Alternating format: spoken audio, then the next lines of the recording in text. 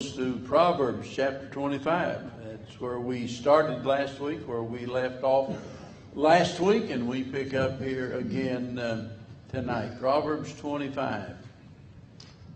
Last week I mentioned the fact that, at least from my viewpoint, this chapter basically divides itself into two very unequal parts. The first part just goes down through verse 7, actually.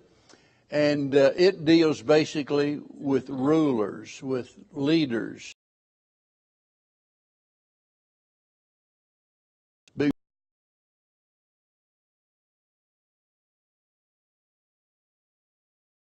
Relationships. So here is, as far as I'm concerned,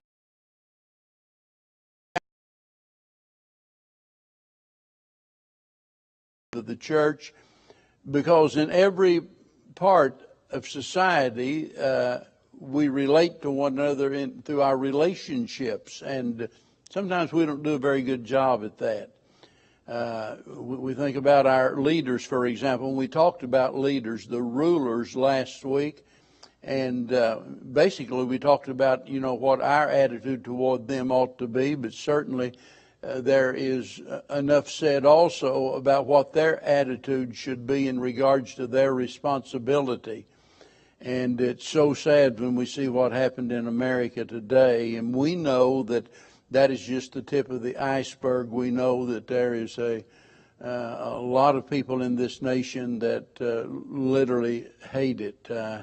I'm thinking of the quote by George Soros that I read it again today. He made it, in fact, back in, I think it was 1973, where he said, "I hate America, I hate everybody in America, and want to do everything I can to destroy it." And he's been working at that all of these years, funding all of this nonsense. So there's a lot to be said about the need for the principles in Proverbs when it comes to the governing of our nation.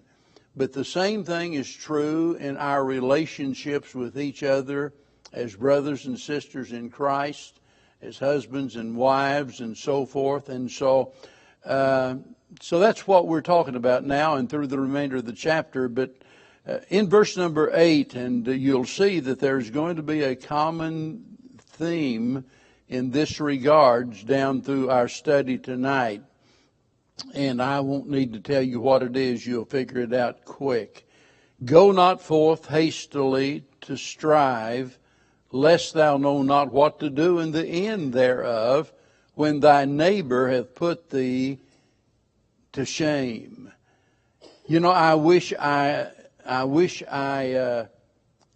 I couldn't make this next comment, because I wish it wasn't true, but it is. It's a fact, and that is that conflicts are certain in life. Absolutely certain. Whether it's the governing board of a big company, there's going to be conflicts. If it's our leaders in our nation, there are going to be conflicts. There are going to be conflicts in marriages. There are going to be conflicts in churches. I mean, it's going to happen because it's impossible to have relationships without having disagreements.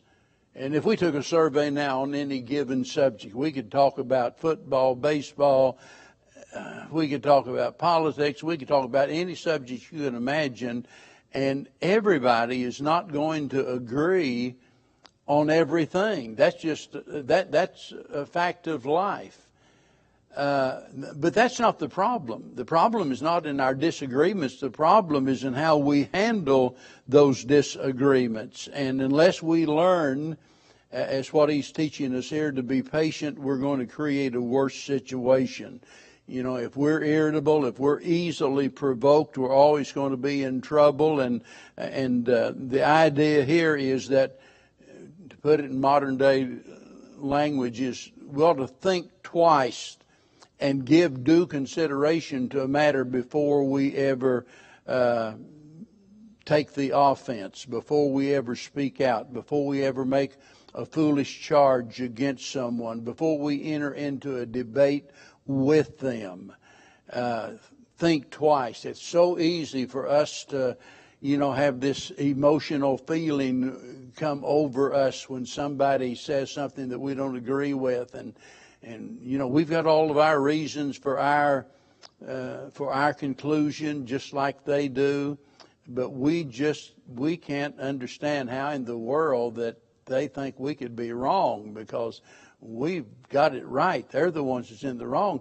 And if we're not careful, we'll say some really hurtful, silly things, and sometimes over frivolous issues, things that don't amount to a hill of beans, and all of a sudden you've got an argument going. And so we need to think twice. Don't judge presumptuously. Notice, go not forth hastily. Don't be in a hurry to strive. And most of that's caused by presumption, because if we are presumptuous in our conclusions that we draw about other people, and that can happen so very easy, because a lot of times things are not as they appear, and we rush to judgment and we draw conclusions, and then we find ourselves in a situation that we can't talk our way out of, and end up embarrassing ourselves. And that's what he's saying here. He says, don't go forth hastily to strive. Notice,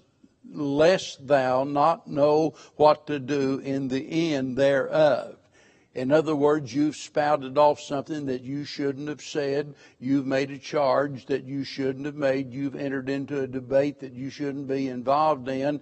And now all of a sudden you're caught on the horns of a dilemma, and you don't know what to say. And there you stand there looking like Goofus, and you don't have a clue what to say, and your face gets red. Notice, your neighbor puts you to shame. You keep yourself out of those situations by just being patient and not engaging in those kind of debates.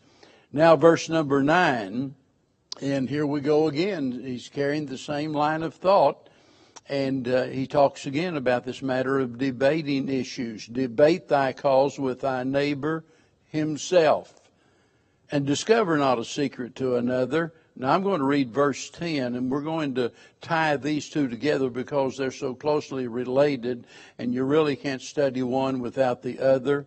Lest he that heareth it put thee to shame, and thine infamy be turned not away. Now, as I said earlier, and I think it was last week, about this section here, that he's showing us how to stifle strife. And here in these two verses, there are three principles that help us stifle strife. And we certainly need to, because there's a lot of strife in this world. Principle number 1 is deal with the person patiently. Now, we just got through talking about that in verse number 8. Deal with them patiently. Don't rush into a debate. Don't fly off the handle. Don't make foolish charges or threats against others. Be patient with each other. The second principle is found in verse number 9. We're to deal with the person personally. He says, debate thy cause with thy neighbor himself. I said at the very beginning, we can expect to have conflicts because there are going to be disagreements. And there's not anything wrong in talking about our disagreements. There's a big difference between having a disagreement and bringing charges against one another and accusing one another and getting into a heated debate with somebody. And so notice he says, debate thy cause. Sometimes it does good to talk about those issues, in fact. But notice, you debate thy cause with thy neighbor himself.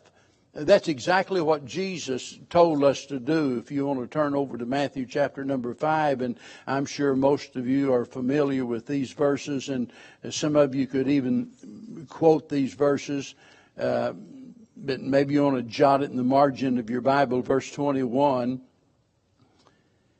And notice he says, ye have heard that it was said by them of old time, thou shalt not kill, and whomsoever thou shalt kill shall be in danger of the judgment. But I say unto you, whosoever is angry with his brother without a cause shall be in danger of the judgment, and whosoever shall say to his brother, Raka shall be, which means vain fellow, by the way, shall be in danger of the council, and whosoever shall say, thou fool, shall be in danger of hell. And so the Lord here is talking about how we relate to one another and the need to keep from making foolish charges against one another. But notice verse 23 and 24. Therefore, if thou bring thy gift to the altar, and there rememberest that thy brother hath aught against thee. Now, there's something important about that. It doesn't say that you remember you have something against him.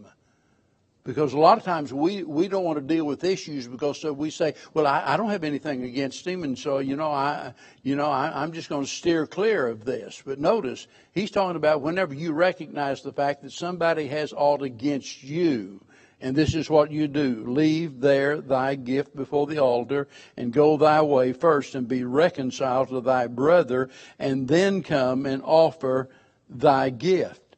Now, whenever we go to the third principle, remember there's the matter of dealing with the issue patiently and personally. Going back to verse number 9, we see we're to deal with it privately, personally and privately. Discover not a secret to another. In other words, don't tell everybody, yeah, so and so and we've been having some problems. Yeah, he doesn't like me, or I don't like him, or whatever. Keep it between yourselves. There's no reason for a third party to be involved.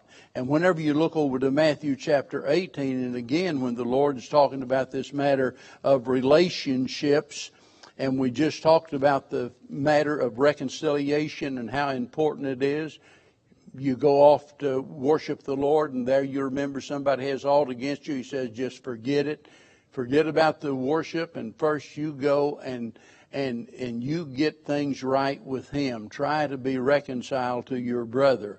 Well, here in chapter number 18 of Matthew and verse number 15, the Lord says, moreover, if thy brother shall trespass against thee. And let me tell you, they will sooner or later. Even your brothers and sisters in Christ, eventually somebody is going to trespass against you. There's going to be conflict. He said, go and tell him his fault between thee and him alone. If he shall hear thee, thou hast gained thy brother. In other words, the first initial discussion about the difference is to be just between the two of you. Years ago, I had someone to march in my office with someone else to discuss an issue they had with me. And they gave the explanation that the Bible, teaches that we're to do things by having a witness and have, 2 or 3 witnesses. And we believe that you made a wrong decision about something.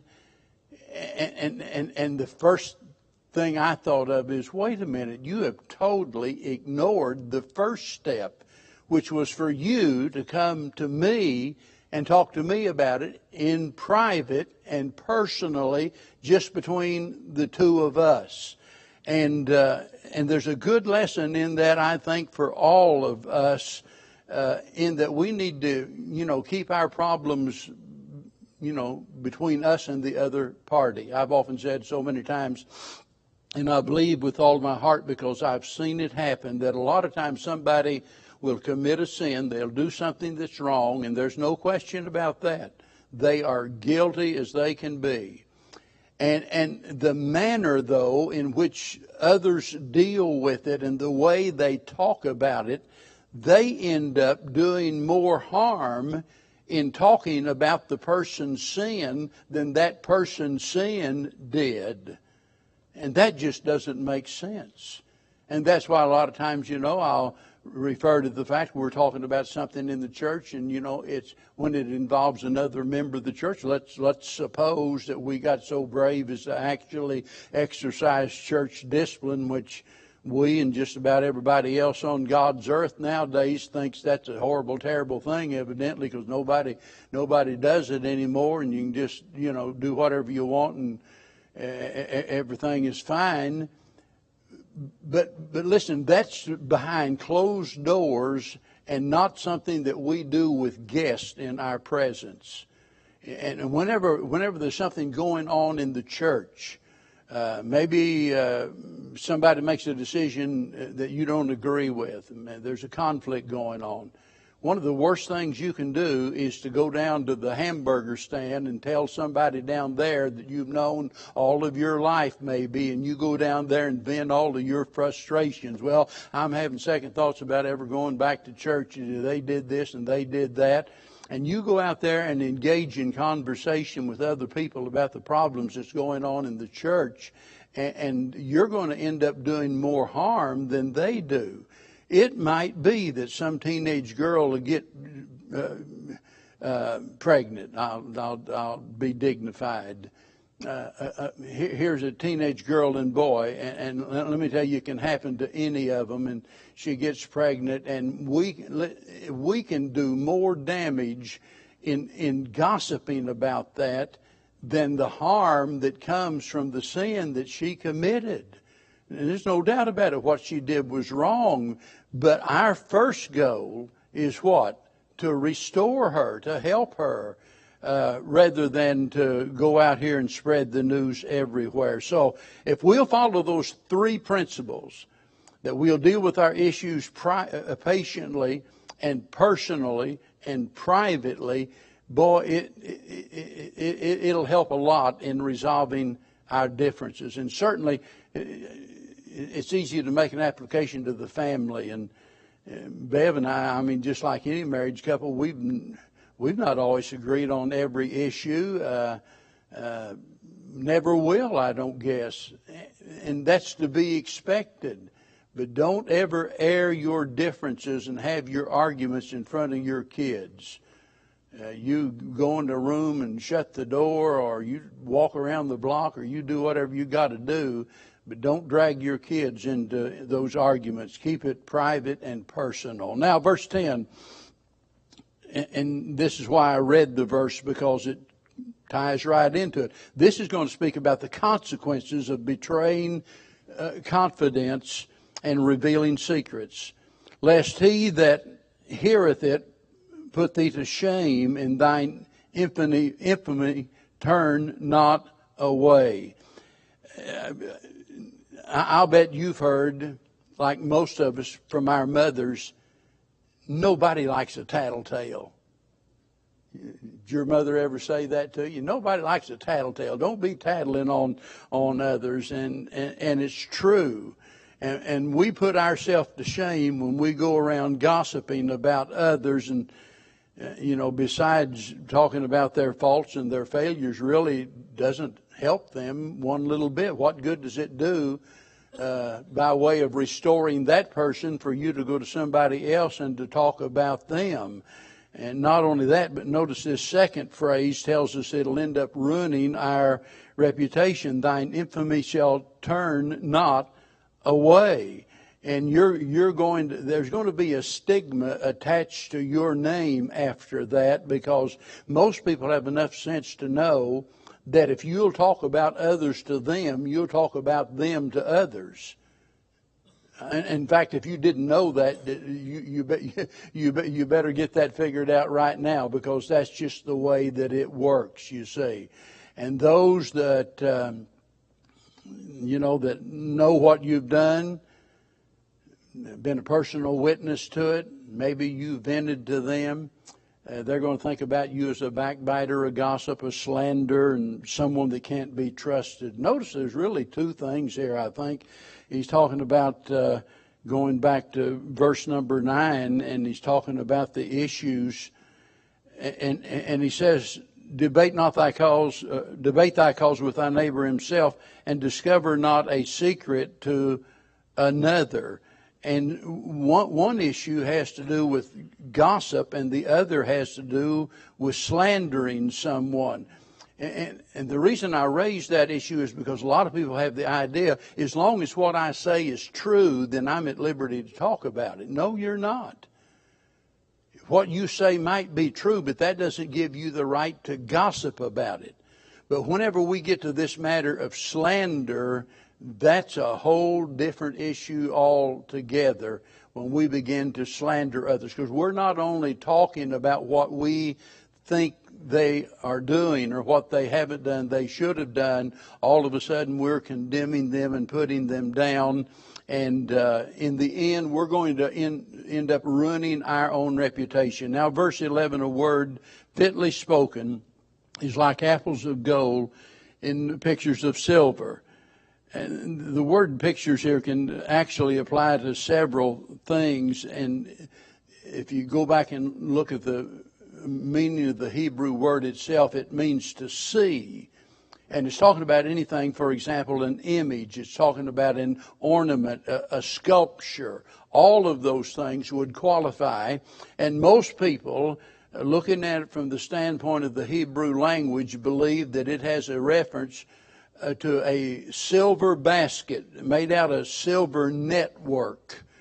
We think of, crochet work and what have you with the material, but this is with silver, and it's talking about something that's beautiful, that is delicate and what have you, something that catches the eye. And he says a word fitly spoken is like putting apples of gold in a vessel like that. It's something pleasant and attractive and charming. And the point is that our words ought to be beautiful and they ought to be helpful rather than base and harmful like he's been talking about.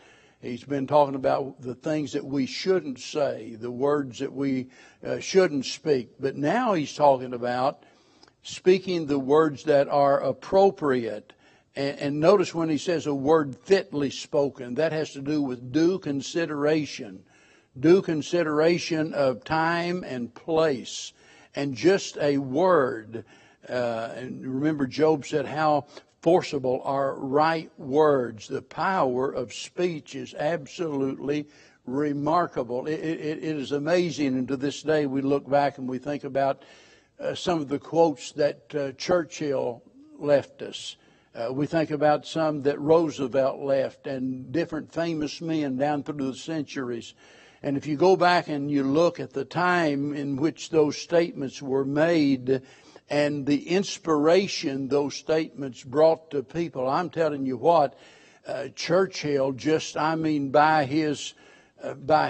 his speeches alone, just in one sense enabled England to reach down and pull herself up by her own bootstraps out of the mire of depression and enable them to have courage and to stand up and fight. And there's absolutely no way of telling the great power that words have. They hurt or they can heal. They can hinder us or they can help us. And I think all of us can think of, different occasions in our life where maybe it just seemed like everything was going wrong, and someone came along. It might have been an email. It might have been just a note. It might have been a passing comment in the aisle of the church, and just made a remark that all of a sudden it just lifted us up and gave us hope and brought joy to our heart. But notice here, he's speaking about a single word. Now, he could have said words, but he didn't. Just a word fitly spoken. And I think that's important because it tells us, when we think about the importance of words, it's not the length of the word. It's not the number of words that we use, but rather it's the right word. Speaking the right word in the right tone at the right time in the right place. And I think a lot of times less can mean more. And sometimes we tend to overdo it. You don't have to give a speech or preach a sermon to encourage a person.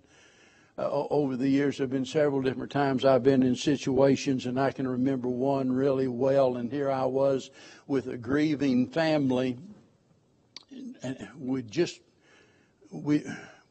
walked out of the room where their loved one had passed, and all of a sudden, some super saint thought that it was a good time for him to take over the discussion. And I'm telling you, literally, we go in this little room there in the chapel to where we can just, the family can cry and we can pray. And all of a sudden, it's like we're in a Bible study in Sunday school. And never in my life have I ever wanted to say, dude, shut your mouth. And I'm telling you, if it hadn't been a family member, I would have. But I was trying to be respectful. But the point is, we don't have to go on and on and on and on and on. You know, that's... Whenever somebody's going through a difficult time, that's the last thing they want is a lecture or a sermon. All they need to hear is somebody saying, you know, I love you, I'm praying for you, or something like that. A word fitly spoken is like apples of gold in pictures of silver. It's something beautiful, something that is pleasing, something that refreshes the heart. And so I hope that all of us will stop and weigh our words before we speak, and try to say things that will communicate love or kindness, understanding, forgiveness, or sympathy, to where they're expressing the concern of our heart for the needs of their life. Now, let's just go one more verse tonight. As an earring of gold and an ornament of fine gold, so is a wise reprover upon an obedient ear. Now here the point is that when right words are accepted, they beautify our character. Notice the word ornament here. That's speaking about a jewel. It's speaking about a trinket or something like that was in those days worn especially on the neck. And he speaks about also an earring of gold here. And he's saying that wise words will beautify those that are willing to obey them. Notice he says a wise reprover. I don't know about you, but most of us don't like reproof, do we? Because even if we're not sure that we're right, we want everybody else to think we are.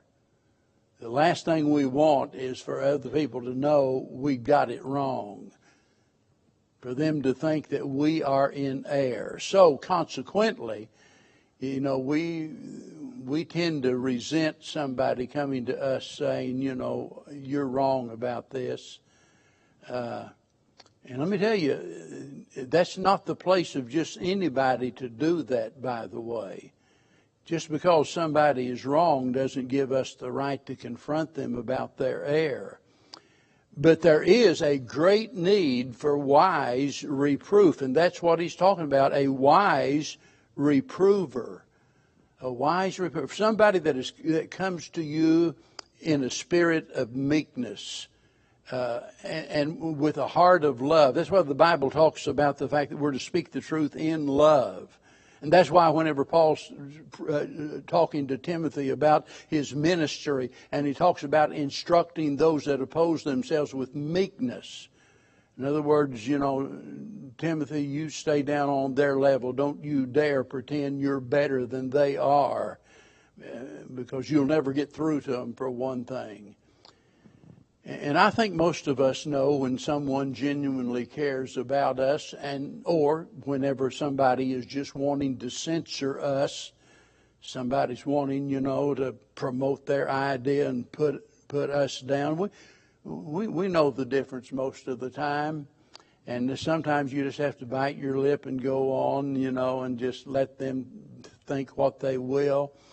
But I'm telling you, it's actually a wonderful thing when you have a friend, or maybe a family member, but somebody that is close enough to you that they can sit down with you and just tell you the gut-wrenching truth.